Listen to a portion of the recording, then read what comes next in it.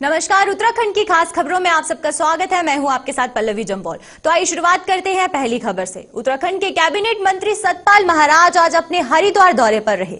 हरिद्वार पहुंचे कैबिनेट मंत्री सतपाल महाराज ने हरिद्वार स्थित प्रेमनगर आश्रम में आयोजित 2 दिवसीय भारत विकास प्रदर्शनी का उद्घाटन किया।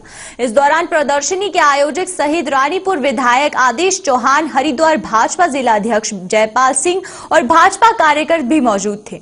वहीं कोरोना संक्रमण के चलते कार्यक्रम में शिरकत करने वाले लोगों की संख्या में काफी कमी देखी गई। इस प्रदर्शनी के लिए सतपाल महाराज ने कार्यक्रम के आयोजकों को बधाई दी और प्रदर्शन में लगे सभी स्टॉल का निरीक्षण भी किया।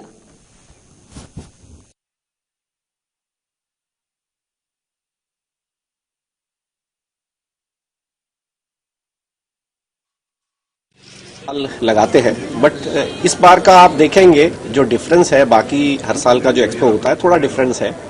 जैसा कि हम जानते हैं कि कोविड के बाद काफ़ी सिचुएशन चेंज हुई है, इंडस्ट्रियल रिक्वायरमेंट्स में काफ़ी चेंज हुई है, डिमांड एंड सप्लाई में काफ़ी चेंज हुआ है। इस बार हमारा जो मेन थीम है वो इंडस्ट्रीज को किस तरह सपोर्ट किया जाए। आप देखेंगे सपोर्ट के जितने भी पैरामीटर्स हो सकते हैं उसमें फ्रेट एक बहुत इंपॉर्टेंट होता है। आप देखेंगे रेलवे का भी एक काफ़ी बड़ा हमने यहाँ पर एक स्टॉल लगाया है और किस तरह से रेलवे डिपार्टमेंट इंडस्ट्रीज को सपोर्ट कर सकता है फ्रेट कॉस्ट कम करने के लिए, इसमें हमने काफी इस पे एम्फेसिस किया है। माननीय प्रधानमंत्री जी की प्रेरणा से make in India and make in Uttarakhand में क्या क्या बन रहा है उन सब की यहाँ पर एक नुमाइश लगी हुई है। इससे मैं समझता हूँ कि जो विक्रेता हैं और बेचने वाले और खरीदने वाले उनका संवाद होता है और ये बहुत जरूरी है और ये लंबे अरसे तक लगनी चाहिए ताकि लोगों को यहाँ के प्रोडक्ट्स जो उत्तराखंड में बन रहे हैं, क्योंकि पिछली बार जब इस प्रकार का आयोजन हुआ था तो यहाँ पर बहुत से लोगों ने कहा साहब हम बगल में जाकर के हमने खरीदा और यहाँ हम बना रहे हैं, मैन्युफैक्चर कर रहे हैं। तो मैं समझता हूँ संवाद बढ़ता है और इस इन्फॉर्मेशन की जो है वो बढ़ती है लोगों के बीच में और हमारी इंडस्ट्री का डेवलपमेंट होता है। तो इंडस्ट्री के डेवलपमेंट के लिए एक्सपो का होना बहुत ज़रूरी है और मैं इसका स्वागत करता हूँ। निश्चित रूप में जो हमारे प्रधानमंत्री जी का जो लक्ष्य है बने मेक इन इंडिया, उसको ये पूरा करेगा। उत्तराखंड सरकार की हर महीने होने वाली कोर ग्रुप बैठक इस बार नहीं हो पाई, जिसके लेकर बीजेपी प्रदेश अध्यक्ष ने कहा है कि मुख्यमंत्री त्रिवेंद्र सिंह रावत ने स्वास्थ्य खराब होने के कारण कोर ग्रुप बैठक की नहीं हो सकी। हालांकि उन्होंने कहा है कि सभी मंत्रियों को उनके क्षेत्र में जाने को कहा गया है। कई मंत्री अपने क्षेत्र में गए भी हैं और लेकिन अभी तक अपने क्षेत्र में नहीं गए। साथ ही उन्होंने कहा है कि वो खुद भी कई दौरे कर चुके हैं और वो 28, 29 और 30 दिसंबर तक दौरा करेंगे।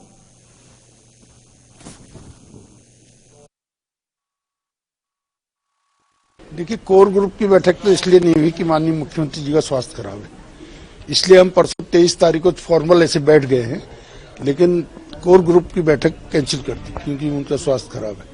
बाकी जो है कुछ लोगों ने, मंत्रियों ने दौरे किए भी हैं, कुछ ने नहीं किए हैं। हमने अपना, हालांकि मेरा दौरा माननीय राष्ट्रीय अध्यक्ष जी से पहले ही से मैंने घोषणा कर दी थी। ये दौरा मैंने 24 से कहा था, मैंने 24 से शुरू कर दिया। 24, 25 2 विधानसभाएं कर ली, अब 28, 29, 30 3 विधानसभाएं करूंगा। उसके बाद फिर हम अल्मोड़ा लोकसभा में जाएंगे। तो मैं समझता हूं कि मैं 120 दिन में अपने दौरे को पूरा नहीं, अभी तो क्योंकि कोर कमेटी की बैठक भी नहीं हुई, हम लोग बैठे भी नहीं। अभी इस बीच में सबको कड़ाई से कह दिया है कि सब लोग अपने अपने क्षेत्र में जाएंगे, तो सब लोग जा भी रहे हैं। तो उसके बाद जब बैठेंगे तब उसके बाद इस पे करेंगे काम। अभी कोई तय नहीं की है। भारत रत्न पूर्व प्रधानमंत्री स्वर्गीय अटल बिहारी वाजपेयी की 96वीं जयंती के अवसर पर बीजेपी कैंट विधानसभा में एक साइकिल रैली का आयोजन किया गया, जिसमें कार्यकर्ताओं ने भाग लिया। रैली को बीजेपी प्रदेश अध्यक्ष बंशीधर भगत और विधायक हरबंस कपूर ने हरी झंडी दिखाकर रवाना किया। रैली राजधानी के विभिन्न मार्गों से होती हुई रामनगर जाकर समाप्त हुई। विधायक कपूर ने बताया कि पूर्व प्रधानमंत्री स्वर्गीय अटल बिहारी वाजपेयी की जयंती को सेवा सप्ताह के रूप में मनाते हुए कई कार्यक्रम आयोजित किए गए, जिनमें सामाजिक और राजनीतिक जागरण भी शामिल है। रैली में कोरोना की रोकथाम को लेकर संदेश भी दिया गया।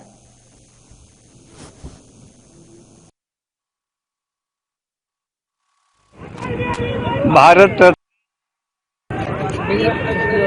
और भारत के पूर्व प्रधानमंत्री माननीय अटल बिहारी वाजपेयी जी के जयंती के अवसर पर भारतीय जनता पार्टी कैंट विधानसभा ने एक सप्ताह तक पूरे अनेक कार्यक्रम आयोजित किए हैं, जिसमें सामाजिक और राजनीतिक जागरण भी शामिल है, जैसे कि गोष्ठियाँ आयोजित की गई। और आज हम यहाँ पर कोविड-19 जो ज्वलंत मुद्दा है, आज ज्वलंत समस्या है, चुनौती है सारे देश के सामने, ये सारे विश्व के सामने, उस जागरण के लिए साइकिल रैली का आयोजन किया गया। इसमें भारी संख्या में भारतीय जनता युवा मोर्चा के कार्यकर्ता इसमें सम्मिलित हो रहे हैं। धर्मनगरी हरिद्वार में होने वाले महाकुंभ को लेकर जहां एक तरफ सरकार पूरी तैयारियों की बात कर रही है, तो वहीं दूसरी तरफ अखाड़ा परिषद सरकार के कामकाज से नाराज है, जिसे लेकर अखाड़ा परिषद ने कहा है कि सरकार यदि महाकुंभ नहीं करा सकती तो अखाड़ा परिषद महाकुंभ को करवाएगी। अखाड़ा परिषद की नाराजगी को लेकर बीजेपी प्रदेश अध्यक्ष बंशीधर भगत ने कहा है कि सरकार की मंशा साफ है कि सरकार महाकुंभ कराना चाहती है, लेकिन कोरोना काल के चलते सरकार इस पर विचार कर रही है। नहीं, अखाड़ा परिषद नाराज है, ये उन्होंने ऐसा नहीं कहा है, लेकिन उन्होंने कहा, अखाड़ा परिषद ने कहा है कि कुंभ होना चाहिए, नहीं सरकार करेगी तो हम करेंगे। लेकिन हमारा कहना है सरकार क्यों नहीं करेगी? अगर वातावरण ठीक होता है तो हम क्यों नहीं करेंगे? अब लेकिन वातावरण खराब होता है तो फिर कौन कैसे कर लेगा? कोविड जिस तरीके से चल रहा है, अगर वो ठीक हो जाता है तो फिर किसी को शौक थोड़ी लगा है कि कुंभ को रोके। हम तो कुंभ के बिल्कुल समर्थक हैं, कुंभ हो इसमें कोई दुरार नहीं है हमारी, लेकिन कोई कारण बनते हैं तो वो विषय अलग है। धर्मनगरी हरिद्वार में 11 साल की मासूम बच्ची के साथ रेप के बाद हुई हत्या की घटना को लेकर विपक्ष जहां सरकार पर सवाल उठा रहा है, तो वहीं सत्ताधारी पक्ष के प्रदेश अध्यक्ष बंशीधर भगत ने कहा है कि जो घटना हरिद्वार में घटी है वह निंदनीय है। साथ ही उन्होंने कहा है कि उत्तराखंड में लॉ एंड ऑर्डर मजबूत है और विपक्ष सिर्फ राजनीति करने का काम कर रहा है।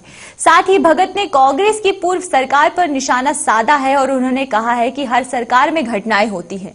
कांग्रेस की सरकार में भी ऐसी कई घटनाएं हुई, लेकिन विपक्ष में बैठी कांग्रेस को वो नजरअंदाज नहीं करनी चाहिए।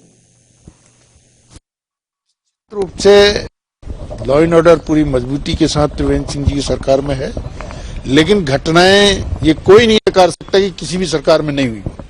घटनाएं होती हैं, लेकिन अपराधी न पकड़े जाएं, ये फिर बात होती है। तो हमने बड़ी कड़ाई से कहा है, मुख्यमंत्री जी ने भी कहा है, कल डॉक्टर रमेश पोखरियाल निशंक जी भी वहां थे हरिद्वार में, उन्होंने भी कहा कि अपराधियों को पकड़ना हमारा पूरा संकल्प है, हम उसको दोषी को जरूर पकड़ेंगे। काशीपुर में आम आदमी पार्टी के वरिष्ठ नेता दीपक बाली ने कार्यालय में प्रेस वार्ता कर बताया कि आम आदमी पार्टी सांसद भगत सिंह मान 2 दिवसीय यात्रा पर उत्तराखंड आ रहे हैं, जहां वे किसान न्याय यात्रा का शुभारंभ करेंगे। उनके साथ किसान न्याय यात्रा में आम आदमी पार्टी के उत्तराखंड प्रभारी दिनेश मोहनिया और प्रदेश अध्यक्ष SS कलेर भी शामिल होंगे।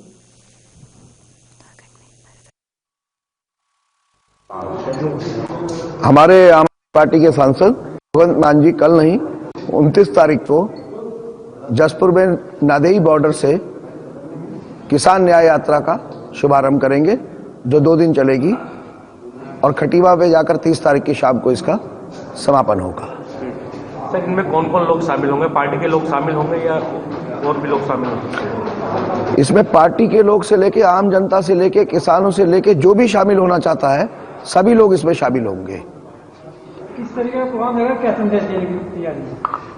ये संदेश जो 3 किसान बिलों का जो विरोध हो रहा है किसानों के द्वारा, जो हमारी केंद्र सरकार लेकर आई है, उसमें किसानों के साथ हर जगह हर संभव और किसी भी स्थिति में किसानों के साथ खड़ी है आम आदमी पार्टी। इसी बात का यह संदेश है। उनको जिस न्याय की लड़ाई को वो लड़ रहे हैं, उस लड़ाई में उनके साथ कंधे से कंधा मिलाकर पार्टी खड़ी है। उत्तराखंड में एक बार फिर मौसम करवट बदलने वाला है। मौसम निदेशक विक्रम सिंह ने कहा है कि कई इलाकों में बर्फबारी और बारिश हो सकती है। मौसम को लेकर उन्होंने क्या कुछ कहा है, आइए आपको बताते हैं। आज 27 दिसंबर हो गई है, तो आज रात्रि से आप देखेंगे कि जो एक पश्चिम विक्षोभ निकल रहा है, उसकी वजह से जो मौसम की गतिविधियां हैं कुछ वो उत्तराखंड में देखने को मिलेंगी। तो आप देखेंगे कि आज रात्रि से, मध्य रात्रि से जो गढ़वाल क्षेत्र है उत्तराखंड का, उसमें अनेक जगहों में हल्की से मध्यम बारिश और बर्फबारी वो देखने को मिलेगी। जहां तक बर्फबारी का सवाल है, वो 2500 मीटर या उससे अधिक ऊंचाई वाले जो क्षेत्र है वहां पर देखने को मिलेगी। और कल सुबह से लेके या परसों मॉर्निंग तक, अगर 29 तारीख के मॉर्निंग तक की बात करें तो जो और भी हमारा कुमाऊं क्षेत्र है उसमें भी गतिविधियां मौसम की देखने को मिलेगी। तो 28 को आप ये कह सकते हैं कि कुमाऊं क्षेत्र में कुछ जगहों में हल्की या बहुत हल्की बारिश बर्फबारी वो देखने को मिलेगी। लेकिन जहां तक गढ़वाल क्षेत्र की बात है तो यहाँ पे कल भी जो है या अनेक जगहों तक में हल्की से मध्यम बारिश या बर्फबारी जो है वो देखने को मिलेगी। तो बर्फबारी की जहां तक बात, जैसे मैंने बोला 2500 मीटर या उसके आसपास तक के जो एरियाज है वहां तक वो मिलेगी, या उससे अधिक ऊंचाई वाले क्षेत्र है वहां पर मिलेगी। लेकिन उससे लोअर जो एरियाज है वहां पर रेनफॉल है, या फिर आप ये कह सकते हैं कि ओलावृष्टि भी इस दौरान देखने को मिलेगी। तो वो भी कहीं कहीं पर प्रदेश में आज रात्रि से अगले जो 24 घंटे हैं उसके दौरान ओलावृष्टि भी देखने को मिलेगी। साथ में आप देखेंगे कल 28 को जो दिन के तापमान है वो काफी गिरेंगे। आप ये कह सकते हैं कि 4 से 5 डिग्री, अगर मैदानी क्षेत्रों में मैं बात करूं, इतनी गिरावट उसमें आएगी। जो आज मैक्सिमम टेम्परेचर रहेंगे उससे इतना डिग्री कम हो जाएगा, वो 4 से 5 डिग्री तक। और पहाड़ी क्षेत्रों में बात करें तो वहां जो गिरावट है वो 8 से 10 तक भी जा सकती है मैक्सिमम टेम्परेचर में। तो दिन में मैं ये कहूंगा कि कल जो है, खासकर अगर बात करें 28 तारीख को, तो दिन में वो ठंडा रहने वाला है। शीत दिवस वाली जो स्थिति है वो देखने को मिल सकती है। रुड़की नगर निगम लगातार शहर में सड़कों के निर्माण करने में जुटा हुआ है। निगम के वार्ड नंबर 33 में सोत मोहल्ले की एकदस कॉलोनी में नगर निगम ने मेयर गौरव गोयल ने सीसी रोड का उद्घाटन किया। इस मौके पर गौरव गोयल ने कहा है कि नगर निगम शहर के विकास कार्यों को लगातार प्रयास कर रहा है। सड़कें हों या पुलियां, सभी का काम तेजी से हो रहा है। शहर के लोगों को जल भराव से भी निजात दिलाई जा रही है। उन्होंने बताया है कि लगभग 6.5 लाख की लागत से एक सड़क और 2 लाख की लागत से दूसरी रोड तैयार की गई, जिसका उद्घाटन आज किया गया। 30,000 के आसपास की है की और उधर मोहसिन कॉलोनी की दोनों सड़कों में। जल भराव से निजात मिलेगी लोगों को। जल भराव से आप देखो, आप इतनी बढ़िया सड़क बनी हुई है, आप जल भराव का तो यहाँ कोई प्रश्न ही नहीं है। जल भराव तो खत्म ही हो गया है और खूबसूरती बढ़ गई कॉलोनी की, लोगों को आराम मिल गया। वरना साहब पूरी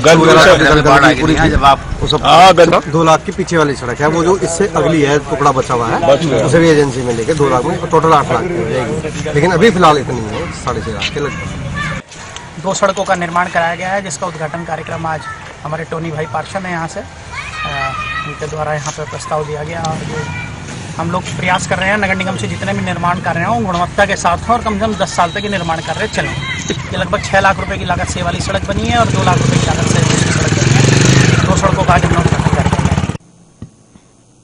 जहां एक और कोरोना महामारी के समय पूरे विश्व में अन्न की महामारी और वहीं दूसरी ओर उत्तराखंड के संदीप गुप्ता ने समाज के सामने एक नया विकल्प रखा है। उनका मानना है कि यदि हर घर और परिवार में अन्न को व्यर्थ ना होने दिया जाए तो देश भूखमरी और अन्न की कमी जैसे संकट से लड़ने में सक्षम होगा। उनकी तरफ से पहल की गई है, जिसके तहत हर घर में राशन का एक डब्बा उपलब्ध कराया गया, जिसमें परिवार के लोगों की ओर से खाली डब्बों को अतिरिक्त राशन से भरने को कहा गया।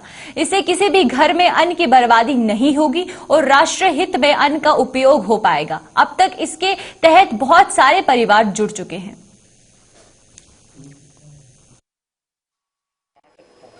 टीम मैं हूं सेवादार का ये ड्रीम प्रोजेक्ट है, भोजन उतना ही लो थाली में, व्यर्थ ना जाए नाली में। और अभी तक तो हम इस कड़ी में थे कि देश में, परिवार में और समाज में भोजन की बर्बादी रुके। भोजन के प्रति जो हमारे देश में और बल्कि अपितु पूरी दुनिया में ही भोजन के प्रति जो सम्मान है लोगों के अंदर, वो दोबारा पुनः जागृत हो। और भोजन एक प्रसाद है, उसका जो है उसकी बर्बादी नहीं होनी चाहिए। अब जो टीम मैं हूं सेवादार का दूसरा प्रोजेक्ट है, वो प्रोजेक्ट है आओ मिलकर उम्मीदों का चूल्हा जलाएं। आओ मिलकर उम्मीदों का चूल्हा जलाएं, ये है क्या? आओ मिलकर उम्मीदों का चूल्हा जलाएं। ये उन जरूरतमंदों के लिए हम समाज से ही अन्न इकट्ठा कर रहे हैं। माने जैसे कि हमने 5 किलो का डब्बा, 5 किलो राशन का डब्बा, एक खाली डब्बा एक परिवारों में दिया और मुट्ठी मुट्ठी रोज अनाज इकट्ठा कर रहे हैं। और जब वो डब्बा भर रहा है तो उन जरूरतमंदों तक वो अनाज जा रहा है समाज के द्वारा ही। और ये कोई चैरिटी नहीं है, हमारा ही समाज, अपने ही समाज के जो हिस्सा है जो किसी कारणवश पिछड़ गए हैं उन तक ये मुहिम जारी है टीम मैं हूं सेवादार की। और ये जो है आओ मिलकर उम्मीदों का चूल्हा जलाएं, ये लोग इसमें जो है ज्यादा से ज्यादा जुड़ रहे हैं और लगभग 200 परिवार अभी तक इस मुहिम से जुड़ चुके हैं।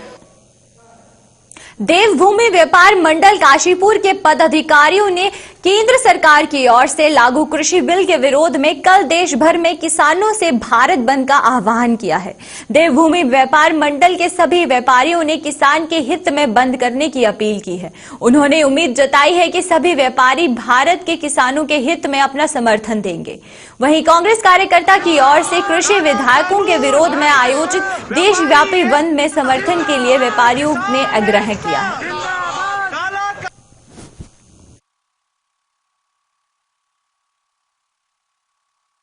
हैं कि पूरे देश के अंदर कांग्रेस का ये स्टैंड है कि इस समय जो अन्नदाता हमारा परेशान है, जो सरकार ने काले कानून उसके ऊपर थोपे हैं, पूरे देश में कांग्रेस पार्टी का एक एक कार्यकर्ता अपने किसान भाइयों के साथ कंधे से कंधा मिलाकर खड़ा है और हम इस काले कानूनों को वापस लेने का सरकार से अनुरोध करते हैं।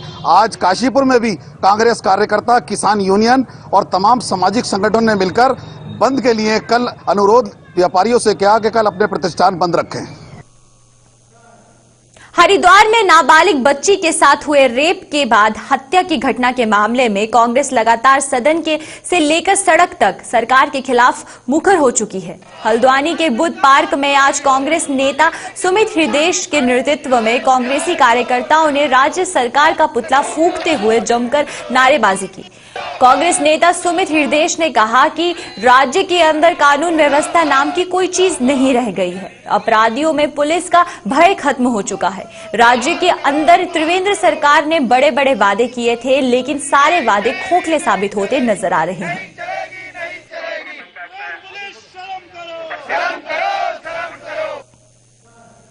हाईवे निर्माण न होने से नाराज कांग्रेस सेवा दल ने केंद्र और राज्य की बीजेपी सरकार की शव यात्रा निकालकर विरोध प्रकट किया। सेवा दल के प्रदेश अध्यक्ष राजेश रस्तोगी के निर्माण शुरू होने पर 31 जनवरी को परिवार सहित रुड़की तिराहे पर आत्मदाह करने की चेतावनी भरा ज्ञापन भी दिया। आपको बता दें कि लक्सर रुड़की हाईवे करीब 3-4 साल से जर्जर अवस्था में है। हाईवे निर्माण को लेकर कांग्रेस सेवा दल लंबे समय से आंदोलन कर रहा है। उन्होंने आरोप लगाया है कि सरकार ध्यान देने के बजाय जानबूझकर इस हाईवे के निर्माण को टाल रही है। उन्होंने चेतावनी दी है कि यदि जनवरी महीने के अंत तक सड़क का निर्माण नहीं किया गया तो वह 31 जनवरी को अपने परिवार सहित रुड़की तिराहे पर आत्मदाह करेंगे। नहीं है, यह आंदोलन लक्सर के स्वाभिमान का है, लक्सर के लोगों का है, लक्सर के हिंदू मुसलमान और किसान और नौजवान का है। बड़ी साफ सी बात है, मृतक को कोई मुआवजा सरकार नहीं दे रही है।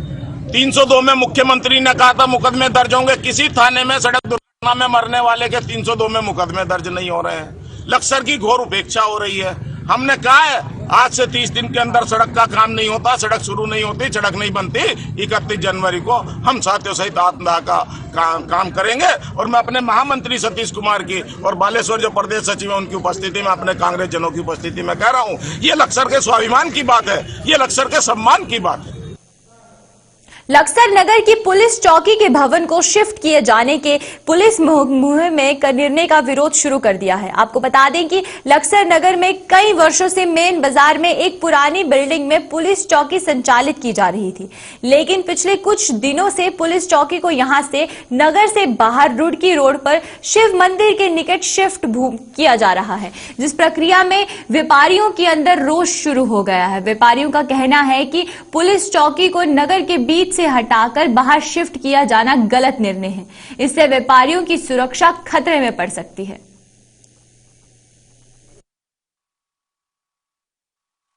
और वहां के आसपास के जो वार्ड हैं और जो आसपास के गांव हैं, वहां के लोगों की जो सुरक्षा है वो निरंतर बनी रहे। अगर पुलिस चौकी बाजार से स्थानांतरित होती है तो इसका प्रत्येक स्तर पर नगरवासी विरोध करेंगे। यह मैं पुलिस प्रशासन को चेतावनी देना चाहता हूं। कहने का मतलब ये है, ये यहाँ पुलिस चौकी है, ये है तिराहा, ये है यहाँ से 100 किलोमीटर पर 100 किलोमीटर पर थाना है। और सरकार कानून में भी कहती है 7 किलोमीटर तक 700 किलोमीटर तक पुलिस चौकी नहीं होना चाहिए। तो यहाँ तो बनाने का कानून किया है। फिर यहाँ धर्मस्थल है, ये लोग ला के बार बार हमारे यहाँ गेट को रुकावट करते हैं। हमारे गेट में बनाने में संक्षेप है यहाँ का जनता है, राजनीति मुद्दा लेकर। ये बराबर में जगह है, भूमि है सरकारी, सब जमीन तो भूमि सरकार की है, सारी भूमि तो सरकार की है। ये धर्मस्थल भी है, मंदिर भी है, भी सरकार का ही है। तो क्या सरकार का यही नियम है जो मंदिरों को उजाड़ देगी है, कि उसका रास्ता रोक देगी? देहरादून ढोईवाला हाईवे पर ढोईवाला के समीप लच्छीवाला में बने टोल टैक्स बैरियर पर कांग्रेस के तमाम नेताओं ने प्रदर्शन किया।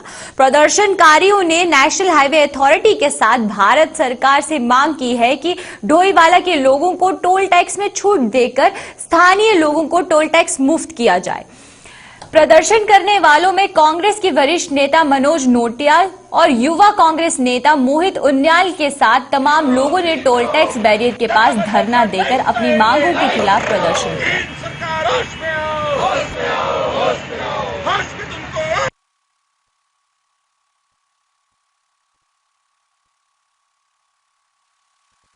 डोईवाला क्षेत्र के कांग्रेस के सभी साथी व क्षेत्रीय जनता आज डोईवाला या टोल टैक्स प्लाजा जो है, टोल टैक्स बैरियर है, हम पहुंचे हैं और अपना विरोध दर्ज कर रहे हैं। अब ये मीडिया के संज्ञान से हमें जानकारी मिली थी कि जल्द ही ये टोल टैक्स बैरियर शुरू किया जा रहा है और इसमें जो टोल लिया जाना शुरू किया जाना है। और ये सरकार का मानना है कि जो क्षेत्रीय जनता है उनसे भी एक पास बनाया जाएगा, मंथली पास, और पैसा लिया जाएगा।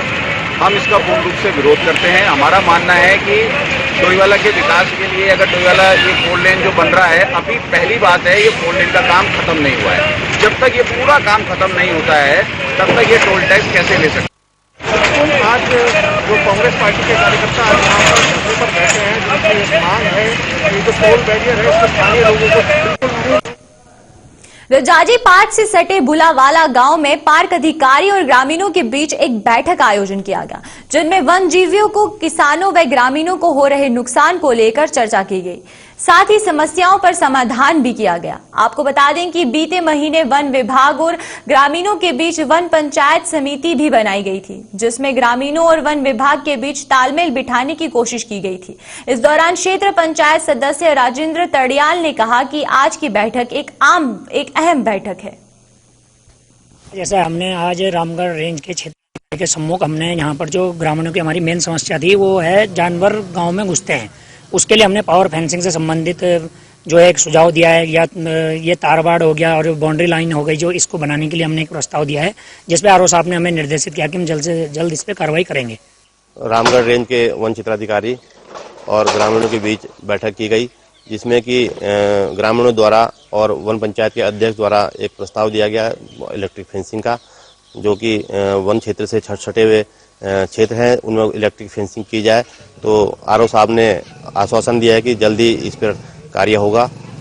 और जो हमारे राजीव नेशनल पार्क में बाघ छोड़े जाने हैं और कुछ छोड़े गए हैं, उनके संदर्भ में भी परस्पर तालमेल के लिए एक बैठक की गई थी।